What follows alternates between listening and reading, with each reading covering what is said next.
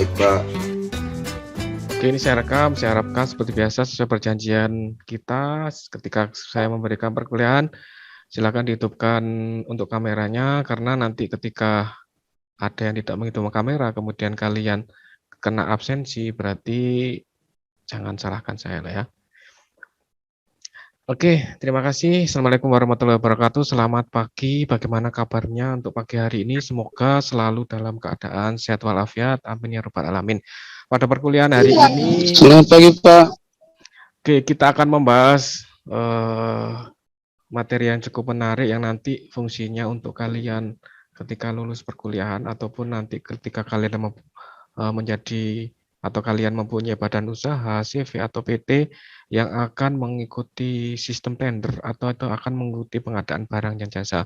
Minimal kalian tahu nanti proses pada bagaimana proses yang sesuai dengan Perpres nomor 16 yang sudah saya jelaskan pada tahun 2018. Di situ nanti pada pagi hari ini saya akan menjelaskan bagaimana proses pengadaan yang harus dipenuhi, yang harus sesuai dengan syarat dan syarat sesuai undang-undang dan kebijakannya. Oke, sebentar saya screen untuk materi hari ini.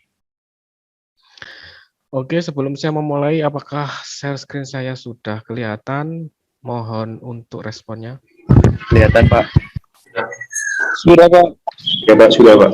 Oke, terima kasih. Silakan sebelum saya memulai di mute dulu sebentar.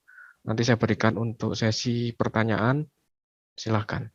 Oke, saya mulai untuk perkuliahan hari ini pengadaan barang jasa.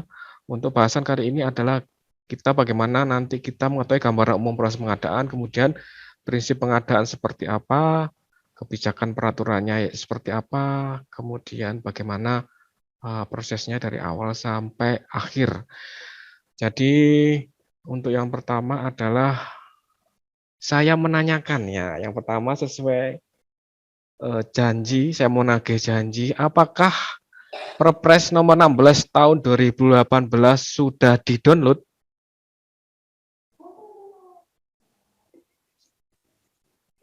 Ini saya tanya, sudah di-download tapi belum dibaca siapa? Ya, Pak. Sudah ditunggu, Pak. Sudah ya, Nikodemus sudah di-download? Sudah dibaca? Iya, Pak. Sudah, Pak. Kalau bacanya belum, Pak. Cuma di-download aja, disimpan ya? Dibaca dong ya, nanti Belum dibaca dibaca. ya. Yang Ya, belum Pak, download siapa? siapa? Yang belum download. Saya kan hanya nyuruh download ya, nggak nyuruh belum memberikan tugas ya, terus kemudian nggak saya suruh baca buku literatur yang tebal-tebal ya. Tolong ya, nanti setelah perkuliahan ini saya harap ya, untuk di-download supaya apa? Ketika nanti saya memberikan keterangan, kalian itu paham ya. Oh, ternyata minimal kalian baca. Oh, yang ini maksudnya pernyataan ini. Nah, silakan di-download ya di peraturan itu nomor 16 tahun 2018. Karena apa? Karena di sini kita dasarnya perkuliahan hari ini kita akan menjelaskan dari Perpres ini, karena Perpres ini mengatur segala sesuatu secara teknisnya, bagaimana prosesnya, kemudian jenis-jenisnya dan lain sebagainya. Oke, nanti silakan yang belum silakan di-download. Kemudian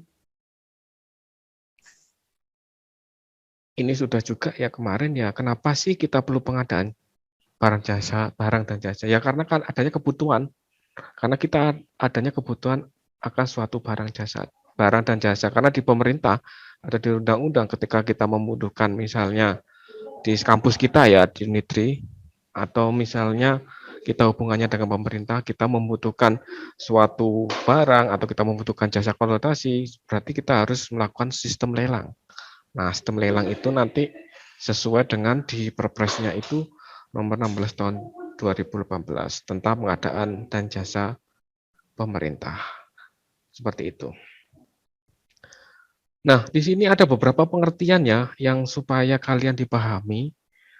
Sebelumnya di sini ada pengadaan barang dan jasa. Berarti di sini yang saya ambil di sini adalah semua hubungannya yang sesuai dengan Perpresnya yang terbaru. Jadi nanti mungkin saya perlihatkan apa perbedaan Perpres yang sebelumnya tahun 54 dengan Perpres yang terbaru tahun 16 tahun 2018. Jadi ada beberapa prinsip atau ada beberapa hal yang memang disederhanakan. Karena ketika kita melalui proses pengadaan berarti ada proses dari awal dan sampai akhir itu harus dipenuhi.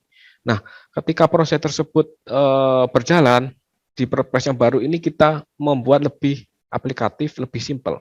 Jadi yang sebelumnya itu yang masih terlalu berbelit-belit, maka di peraturan yang terbaru ini mencoba untuk menyederhanakan. Jadi contohnya misalnya ketika ada namanya lelang cepat.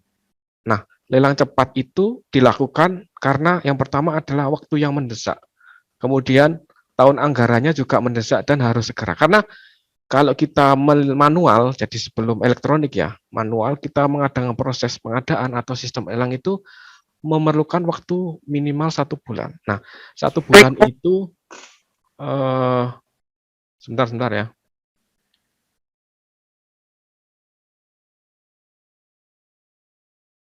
Oke, sudah. Bentar. Oke, sudah nampak ya? Sudah, Pak. Oke, saya lanjutkan. Untuk proses tadi sampai proses pengadaannya. Jadi proses pengadaan itu menurut pengalaman atau sesuai dengan peraturan presiden itu ada beberapa proses yang memang harus kita lakukan. Misalnya waktu minimalnya itu kita berbicara tadi ya lelang cepat. Jadi misalnya waktu yang biasa kita butuhkan adalah 1 bulan. Nah, 1 bulan itu dipergunakan apa? Yang pertama kita menyeleksi prakualifikasi. Misalnya minggu pertama. Kemudian minggu kedua setelah prakualifikasi misalnya di situ ada 10 PT atau badan usaha, PT atau CV. Nah, dari 10 kita seleksi lagi, diseleksi administrasi. Misalnya ketemu 3, ya dari 10 yang memenuhi adalah 3 badan usaha. Nah, di situ kan ada waktu juga kan ya, waktu misalnya sudah 2 minggu sendiri. Setelah itu ada namanya seleksi dokumen penawaran, itu juga waktu lagi dan harus diupload. Nah, misalnya di peraturan yang ini, bagaimana kita menyederhanakan yang waktu yang lama itu menjadi singkat, yang padat, sehingga diperoleh badan usaha yang qualified. Nah, itu nanti ada namanya lelang cepat. Ini contohnya. Ada beberapa nanti ya, bagaimana proses pengadaan. Ada pengadaan langsung, ada penunjukan langsung, ada lelang umum, ada lelang cepat, dan lain sebagainya. Nah, di sini pada awal ini untuk pengertian supaya bisa dipahami. Yang pertama adalah pengadaan barang jasa itu apa. Jadi kegiatan pengadaan yang dilakukan oleh kementerian. Itu boleh kementerian di pusat, kemudian ada lembaga, itu boleh, atau perangkat daerah, yang semua itu dibiayai oleh APBN, anggaran belanja negara ataupun daerah, ya, negara pun daerah, yang prosesnya sejak identifikasi kebutuhan sampai dengan serah terima hasil pekerjaan. Jadi dari awal sampai serah terima, sampai surat SPK, surat perintah kerjanya turun. Nah, seperti itu namanya proses dari awal sampai akhir. Kemudian yang di awal sudah Bapak jelaskan LKPP itu apa, jadi Lembaga Kebijakan Pengadaan Barang Jasa Pemerintah. Nah, di sini lembaga tersebut adalah bertugas mengembangkan dan merumuskan kebijakan pengadaan barang jasa pemerintah. Dan juga yang mengembangkan jadi proses elektronik yang kemarin sudah Bapak jelaskan bagaimana apa namanya sistemnya mulai SPS 4.1, 4.2 sampai sekarang adalah 4.3. Nah, itu ada fitur-fitur yang memang disediakan oleh LKPP untuk mempermudah ketika proses pengadaan atau proses lelang. Kemudian ada namanya pengguna anggaran atau yang PA adalah pejabat pemegang kewenangan penggunaan anggaran kementerian. Jadi PA di sini yang mempunyai anggaran, yang punya pekerjaan. Namanya pengguna anggaran. Kemudian ada namanya unit kerja pengadaan barang dan jasa. Nah, biasanya setiap OPD atau setiap dinas mempunyai unit kerja UKPBJ. Nah, istilah ini baru ya di Perpres ini. Kalau yang sebelumnya istilahnya Pokja atau kelompok kerja. Kalau di sini namanya sudah menjadi OKPBJ. Apa itu? Yaitu unit kerja di kementerian atau lembaga atau pemerintah daerah yang menjadi pusat keunggulan pengadaan barang dan jasa. Jadi ketika kalian misalnya main ke Dinas PU, berarti ada di situ namanya unit UKPPJ ya. Nah, di situ fungsinya yaitu semua lelang pengadaan unit kerjanya ada di situ biasanya. Kemudian di sini ada pokjanya juga, ada pejabat pengadaan, berarti ada pejabat di situ, ada struktur organisasinya. Kemudian ada pejabat pemeriksa hasil pekerjaan yang disebut PCPHP. Jadi ketika pekerjaan kalian sebelum diserahkan, itu ada yang bertugas untuk memeriksa secara administrasi. Apakah sudah sesuai dengan prasyarat yang ada di Perpres dan undang-undang.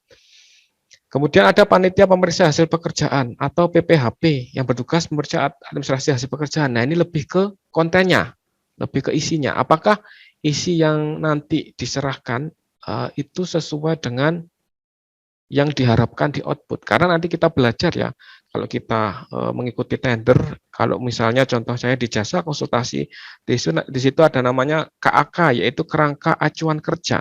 Nah, acuan apa yang harus dilakukan di situ, ada semua di situ. Bagaimana cara penilaiannya, tenaga ahli, kemudian bagaimana administrasi yang harus dilengkapi, bagaimana prosesnya, proses penilaiannya ada di kerangka acuan. Nah, itu memang harus dipelajari. Mungkin nanti Bapak tampilkan apa sih KAK itu, bagaimana bentuknya.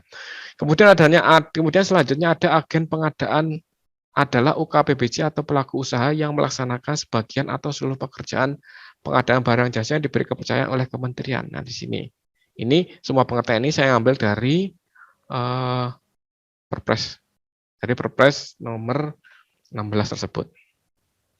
Ini juga jadi kalau misalnya anggapan kalian pengadaan itu apakah hanya barang aja? Enggak, di sini ada barang, kemudian ada pekerjaan konstruksi yang mungkin di sipil itu lebih banyak ya.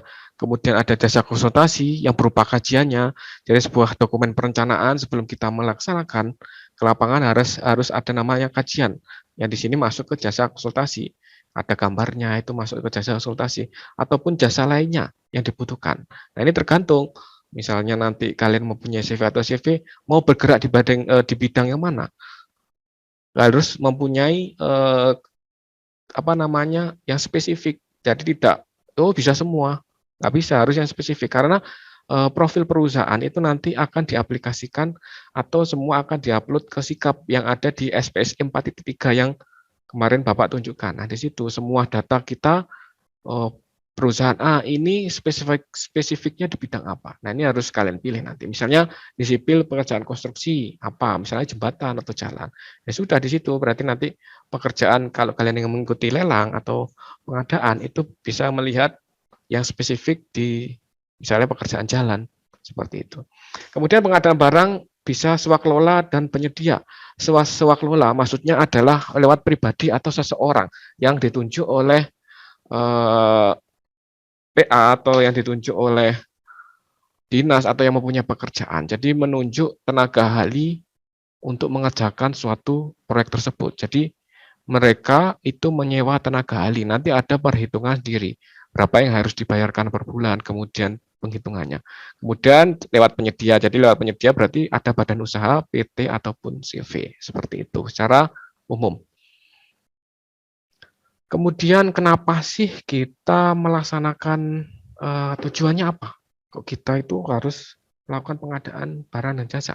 Nah, di sini ada 8 tujuan. Yang pertama yaitu menghasilkan barang jasa yang tepat dari setiap uang yang dibelanjakan diukur dari aspek kualitas, jumlah, waktu, biaya, lokasi, dan penyedia. Karena di sini ketika kita melakukan pengadaan, di situ pasti ada pengukuran. Misalnya kalau kita melaksanakan atau mengerjakan pekerjaan konstruksi di situ pasti ada berapa waktu yang dibutuhkan, misalnya 3 bulan. Nah, 3 bulan itu berapa anggaran yang harus dikeluarkan, terus bagaimana spek kualitasnya, lokasinya di mana, seperti itu. Kemudian tujuan yang kedua adalah meningkatkan penggunaan produk dalam negeri. Nah, kemudian ketika meningkatkan peran serta UMKM. Nah, jadi adanya UMKM ini atau usaha mikro, usaha kecil, dan usaha menengah. Kemudian tujuannya kenapa kalau ada pengadaan yang selanjutnya adalah meningkatkan peran pelaku usaha nasional mendukung pelaksanaan penelitian dan pemanfaatan barang jasa hasil penelitian, kemudian meningkatkan keikutsertaan industri kreatif. Nah, di sini kemudian selanjutnya mendorong pemerataan. Jadi supaya ekonomi itu merata di seluruh aspek. Kemudian yang kedelapan adalah mendorong pengadaan berkelanjutan. Jadi itu beberapa tujuan dari pengadaan barang dan jasa. Kemudian bagaimana dengan kebijakannya? Nah, di sini kebijakannya ini saya ambil juga tetap dari Perpres itu yang pertama adalah meningkatkan kualitas perencanaan. Jadi makanya ada peraturan presiden itu terus dikaji bagaimana menciptakan suatu pengadaan yang tepat, kemudian yang tidak berbelit-belit, kemudian melaksanakan pengadaan yang lebih transparan, terbuka, dan kompetitif. Jadi bisa dilihat oleh khalayak umum. Kemudian memperkuat kapasitas kelembagaan. Kemudian mengembangkan karena kita sudah berbasis elektronik, mengembangkan marketplace. Jadi di situ nanti ketika misalnya kita pengadaan laptop, di situ di marketplace itu sudah tersedia, tinggal kita kebutuhan speknya seperti apa. Menggunakan teknologi informatif dan komunikasi serta transaksi elektronik, ini terkait dengan teknologinya atau IT-nya. Mendorong penggunaan barang jasa dalam negeri dan standar nasional atau sesuai dengan SNI. Jadi mendorong industri-industri ketika mengadakan pengadaan berarti supaya barang saya laku berarti harus sesuai dengan standarnya nasional, harus ditingkatkan sesuai mutunya seperti itu. Kemudian selanjutnya yang ketujuh adalah memberikan kesempatan. Jadi ke UMKM itu diberi kesempatan untuk bisa ikut serta. Kemudian mendorong pelaksanaan penelitian industri kreatif. Kemudian melaksanakan pengadaan berkelanjutan seperti itu. Nah, yang terpenting di sini adalah prinsip pengadaan barang. Di sini ada namanya efisien, efektif, transparan, terbuka, bersaing, adil, dan akuntabel. Kalau kita berbicara terkait efisien, berarti apa yang dengan menggunakan sumber daya yang optimal dapat memperoleh barang jasa dalam jumlah, kualitas, dan waktu yang telah dirancanakan. Jadi sesuai prinsip yang efisien ini. Kemudian terbuka atau transparan berarti bisa diakses siapapun yang akan mengikuti misalnya tender A, tender B, dan lain sebagainya itu bisa. Asal apa? Asal sesuai dengan spesifiknya. Kemudian di situ juga nanti dilakukan tahapan-tahapan mulai prakualifikasi sampai dengan ditemukan atau sampai dengan di tahap terakhir ya, ditentukan pemenangnya. Nah, di sini mengapa diadakan sistem elektronik supaya semua itu terbuka, adil, dan akuntabel. Nah, sini memang harus prinsip ini harus dipenuhi. Oke, sekarang ada beberapa pertanyaan. Jadi pertanyaan hari ini ada 5 pertanyaan yang harus bisa kalian minimal kalian jawab. Nah, untuk hari ini kan kita masih mengupas terkait prinsip, kemudian bagaimana prosesnya. Nah, ini supaya kalian nanti tugas ya, mungkin ini supaya lebih memahami, ini bisa kalian tulis tangan ya untuk pertanyaan ini. Dari pertanyaan nomor 1, apa saja prinsip pengadaan, kemudian apa saya menjadi prinsip pengadaan dalam suatu organisasi, kenapa penting menerapkan ini, tadi standarnya itu apa, kemudian dasar sama prinsip itu bedanya apa. Nah, ini mungkin untuk melihat sejauh mana memahami materi yang akan Bapak ajar untuk minggu depan juga. Makanya di pertemuan pertama saya suruh untuk di-download dan dibaca. Ya, gitu ya. Ini nanti silakan tulis tangan, kemudian di-upload di Google Classroom ya. Di kolom yang nanti sudah saya sediakan, silakan di-upload, ditulis tangan. 5 aja, 5 soal ini aja. Nah, ini siklus tahapan dan proses pengadaan. Kita masih tadi proses perencanaan atau planning. Nanti kita berbicara sampai dengan penyerahan pekerjaan. Nanti di tengah-tengah ada prosesnya seperti apa, jenis-jenisnya. Nah, kita kupas satu persatu. Kalau kita kupas yang sekilas apa keseluruhan nanti bingung ya. Oke, mungkin itu aja sekilas ya untuk pertemuan hari ini. Gambaran proses dan istilah di pengadaan barang jasa menurut Perpres nomor 16 tahun 2018. Minimal kalian tahu tadi proses prinsip yang apa yang harus dipenuhi. Mungkin untuk selanjutnya ada pertanyaan atau mungkin ada yang perlu kita diskusikan. Saya persilahkan.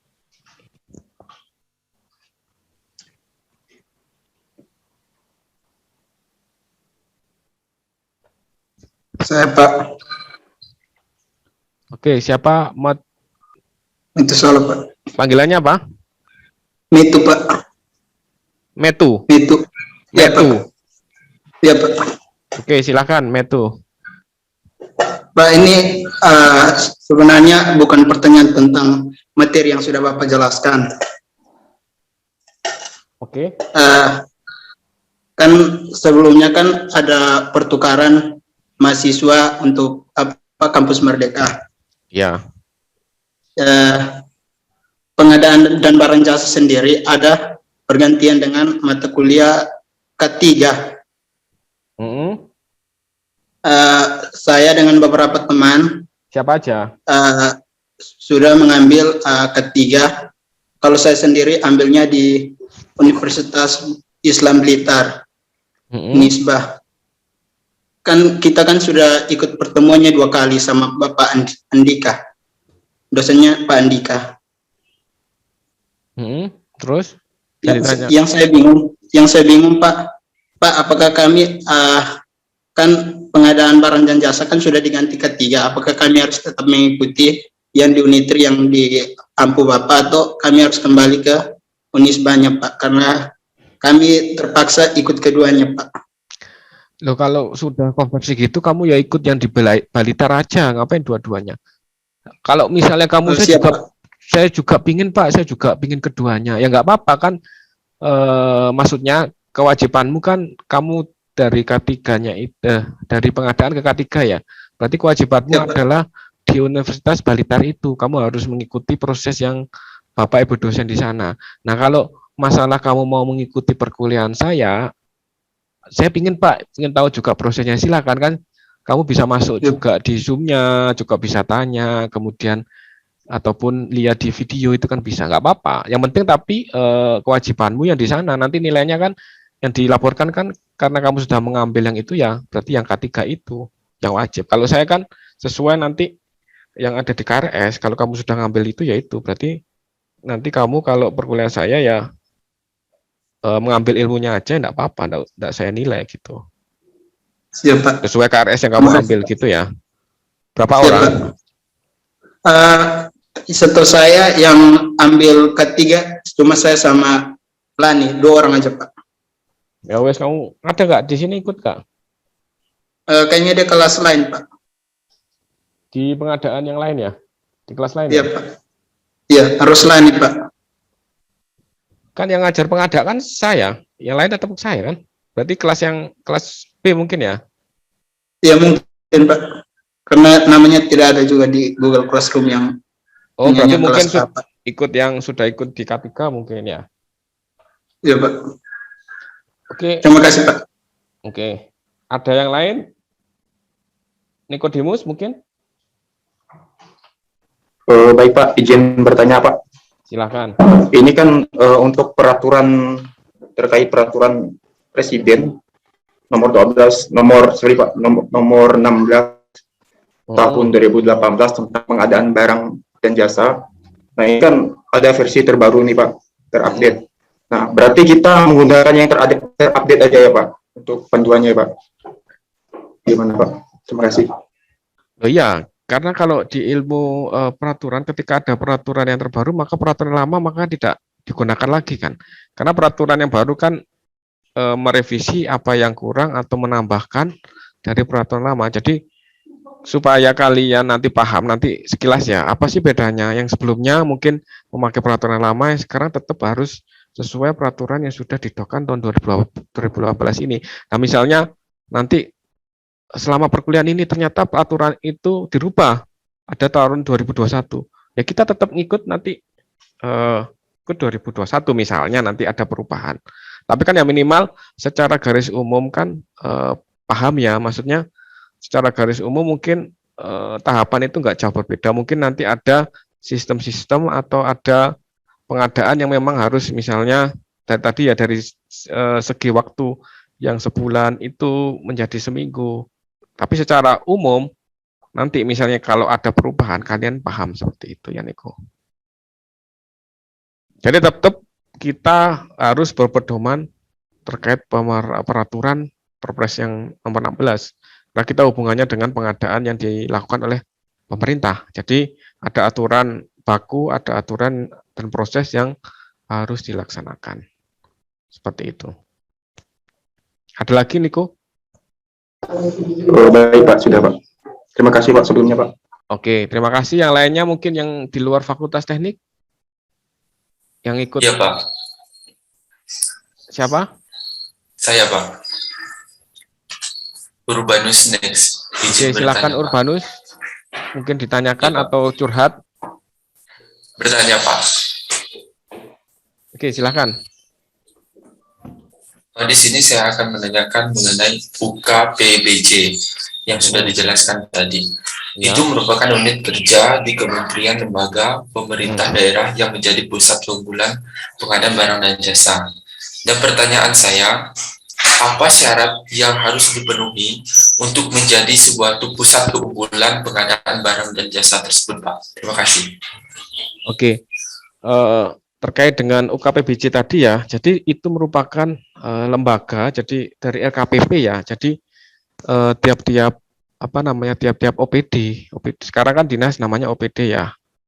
OPD itu mempunyai keunggulan itu, jadi masing-masing kan pasti setiap dinas memerlukan pengadaan ya. Nah, setiap dinas itu mempunyai UKPBJ pada masing-masing kota atau kabupaten. Nah, terkait peraturan bagaimana UKPBJ itu dibentuk, kemudian persyaratnya itu nanti kalau di Perpres ini nggak ada mungkin ya. Jadi nanti mungkin dilihat dari peraturan di LKPP. Nanti saya jelaskan di LKPP itu apa aja syarat-syaratnya, kenapa harus ada tiap dinas itu fungsinya apa. Karena memang ketika kita melakukan misalnya pengadaan itu kan banyak sekali dinas. Misalnya di Kota Malang ada dinas pekerjaan umum, dinas pasar, kemudian ataupun yang lainnya. Di situ pasti punya lembaga pengadaan atau yang disebut tadi ya UKPBJ. Nah, di situ fungsinya untuk mengkoordinir pengadaan yang dilakukan. Misalnya dinas tersebut misalnya ada pekerjaan A atau jasa konsultasi A. Berarti yang bertugas nanti di situ, dinas itu yang bertugas nanti ada bagiannya, yang bertugas membuat KAK, yang bertugas proses. Jadi mungkin di sini ya kalau gambarannya itu ada satu ruangan itu nanti ditunjuk LKPP, itu nanti ketika ada proses pengadaan, ada sistem lelang, berarti mereka itu yang nanti yang harus melakukan seperti itu. Secara garis besar seperti itu. Jadi ada masing-masing tiap-tiap OPD atau tiap dinas mempunyai UKPBJ itu seperti itu. Paham ya maksudnya Urbanus ya? Kan tiap dinas itu kan pasti ada kita butuh misalnya pengadaan ya, paling contoh paling mudah pengadaan laptop untuk pegawainya dinas PU. Berarti kan mereka butuh pengadaan. Bagaimana supaya untuk bisa kita perlu nih. Kenapa perlu pengadaan itu saya jelaskan, kita perlu nih untuk memenuhi kebutuhan. Oh, dinas pekerjaan umum itu butuh pengadaan laptop. Berarti di situ nanti yang mereka bertugas mulai melakukan menyusun anggarannya, menyusun kerangka acuan, menyusun speknya. Nah, itu yang berfungsi itu. Jadi nanti ada bagian siapa yang bertanggung jawab. Tadi kan saya jelaskan yang bertanggung jawab pekerjaan, yang administrasi itu ada. Yang di situ pokoknya yang di bertanggung jawab itu kita ke LKPP itu. Gimana Urbanus? Paham? Baik, Pak. Kira-kira secara Baik, Pak. umum Terima nanti kasih. kita coba breakdown ya, karena di awal ini kita nyoba istilah-istilah dulu. Jadi istilah-istilahnya nanti supaya di selanjutnya itu paham, oh yang dimaksud ini apa, misalnya PA, pengguna anggaran itu siapa sih? Apa sih tugasnya PA, seperti itu. Nanti satu persatu Bapak jelaskan sampai dengan proses akhir lelang ya. Nanti bisa disimak. Oke, yang lainnya mungkin ada lagi. Bentar, Pak, mantannya, Pak. Erdianto Lukmana ya. Ya, Pak. Ya, silakan. Ini tadi mengenai KAK, Pak, kerangka acuan kerja. Saya tidak mengerti itu, Pak. Maksud dari kerangka acuan kerja itu yang itu merupakan dokumen atau seperti apa? Oke. Maksudnya lebih detailnya itu kayak gimana gitu, Pak? Oke, jadi KAK atau TOR atau Term of Reference itu paduan kita ketika akan melaksanakan suatu pekerjaan. Nah, isinya KAK apa di situ? KAK itu ketika kita misalnya akan ikut proyek A misalnya ya. Oh, perusahaan kita sudah qualified, sudah melewati berbagai tahapan. Nah, ketika sudah mencapai tahapan misalnya sudah dari ini maksudnya misalnya kita mengadakan lelang umum. Halo, coba dimatikan yang lain ya suaranya.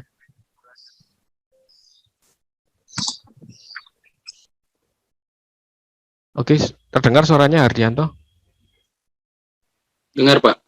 Oke, di KAK itu nanti saya berikan contohnya ya, di situ apa aja panduan kita. Misalnya saya mau mengerjakan pekerjaan A, di situ tertulis berapa tenaga ahli yang harus dibutuhkan, kemudian speknya seperti apa, susunan laporannya seperti apa.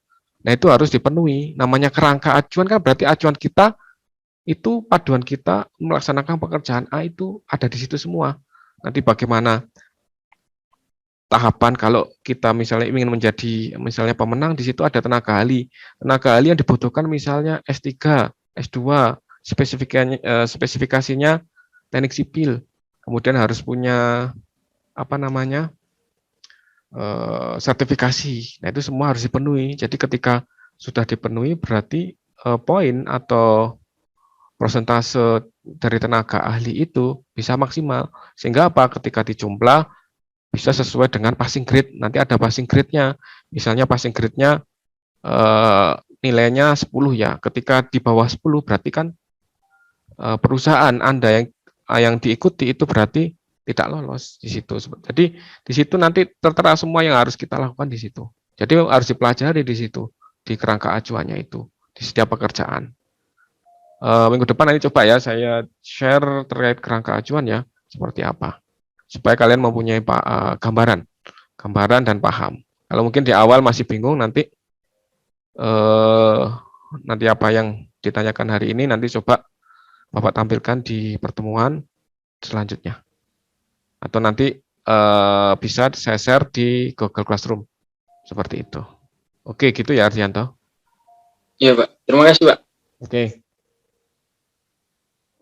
Kalau tidak ada pertanyaan, mungkin Bapak mau rapat ya. Nanti Pak, mau bertanya Pak, sebentar boleh nggak? ya, silakan. Saya mau tanya tentang jenis pengadaan barang dan jasa itu, Pak. Silakan. Oh, dalam jenis pengadaan barang jasa itu kan ada barang, pekerjaan konsultasi, jasa konsultasi, dan lainnya. Oh, dalam jenis itu apakah bisa dijadikan satu paket pekerjaan gitu, Pak? Diselesaikan dalam satu paket pekerjaan gitu aja. Maksudnya kita bisa mengikuti beberapa pekerjaan gitu atau bagaimana?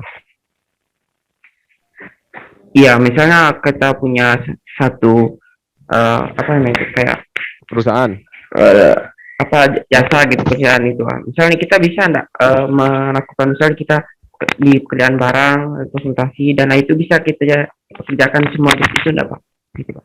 Enggak, sebaiknya ya dalam satu perusahaan PT itu ada spesifik. Karena apa? Perusahaan kita nanti diupload biodata kita di Sikap. Nah, dari aplikasi di SPSI itu nanti dipilih. Oh, kalau nggak qualified nggak bisa masuk. Meskipun kamu nanti ikut tetap kamu nggak memenuhi passing grade atau tidak memenuhi sesuai kualifikasi. Jadi harus spesifik untuk pekerjaan A, pekerjaan B seperti itu. Kalau tidak qualified, percuma nanti ya tetap tidak bisa mengerjakan atau tidak bisa mendapatkan pekerjaan itu. Memang harus spesifik seperti itu. Karena ada poinnya di KAK itu, nanti ada poin pekerjaan spesifik nilainya berapa persen, itu menjadi pertimbangan. Karena kalau proses pengadaan itu ada proses tadi saya sudah Bapak jelaskan, ada prakualifikasi sampai pengumuman pemenang. Nanti juga di tengah-tengah ada sanggahan. Oh, kenapa kok bisa menang ini? Itu ada diberikan porsi khusus sanggahan.